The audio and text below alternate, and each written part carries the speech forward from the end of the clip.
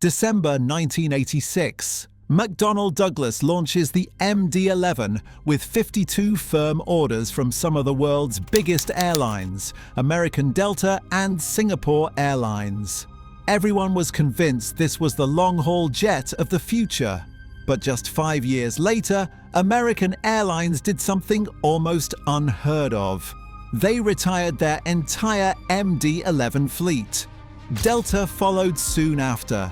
Singapore Airlines followed too. And here's the strange part. While passenger airlines were trying to get rid of the MD-11 as fast as possible, FedEx and UPS were buying them just as quickly. FedEx grabbed the entire American Airlines fleet. UPS spent more than $2 billion on an aircraft many passenger carriers had already labeled a disappointment. And today, more than 3 decades since the MD-11 first flew, both companies are still operating them, even after a crash this year led to a temporary grounding and emergency inspections. FedEx pushed their retirement date back to 2032.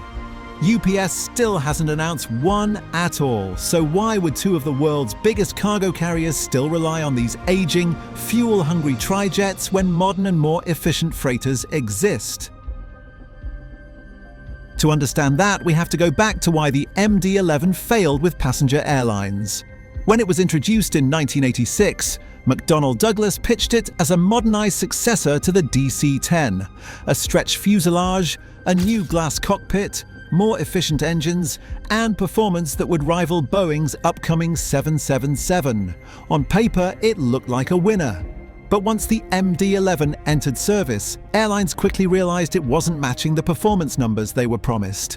It burned noticeably more fuel than advertised and failed to reach its guaranteed long-range capabilities.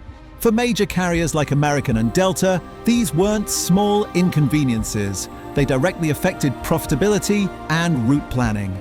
Both airlines felt they'd been promised one airplane and delivered another. McDonnell Douglas tried to fix things with a performance improvement program, including aerodynamic tweaks and engine upgrades. But the MD-11 never fully reached its original targets. Its maintenance demands didn't help either. The tail-mounted number 2 engine was challenging to access, and the aircraft inherited known structural vulnerabilities from the DC-10's engine pylons, issues that resurfaced decades later in incidents like UPS Flight 2976, where investigators found fatigue cracking on the left engine pylon, proving that some design issues persist throughout decades of service. At the same time, ETOPS regulations were expanding, allowing efficient twin-engine jets like the Boeing 777 and Airbus A330 to take over long-haul routes that once required 3 engines. These twins were cheaper, simpler to maintain, and more efficient. Airlines switched rapidly. American retired their MD-11s in just 5 years, almost unheard of for a wide body. And by the early 2000s, nearly all passenger airlines had moved on.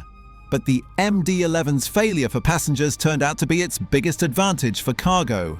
When airlines retired their fleets, the aircraft were still extremely young, often around 8 years old. But with passenger demand essentially gone, their market value plummeted. Cargo carriers soon realized they could buy an MD-11, convert it to a freighter, and still spend far less than buying a brand new 747-400F or later a 777F. Even better, the MD-11 hit a perfect sweet spot in capacity. With around 85 to 100 tons of payload, it carried far more than a 767-300F, but didn't come with the massive operating costs of a 747. Its roughly 4,000-mile range, considered disappointing for airlines, was perfectly adequate for FedEx and UPS routes connecting the US to Europe and Asia. FedEx also benefited from fleet commonality. They already operated a large DC-10 fleet, and the MD-11 shared similar systems and cockpit layouts. Pilots could transition more easily, maintenance crews were familiar with the design, and support infrastructure was already in place. UPS followed a similar path, doubling their MD-11 fleet in the mid-2000s. Now, decades later, these aircraft are among the oldest wide-bodies still in heavy commercial use. And despite the recent grounding, neither FedEx nor UPS is rushing to replace them. Most MD-11s are fully paid off, which means the biggest costs, the purchase price, are long gone. As long as maintenance, fuel and crew costs remain manageable, the MD-11 continues to be profitable. The MD-11 story is a rare aviation twist.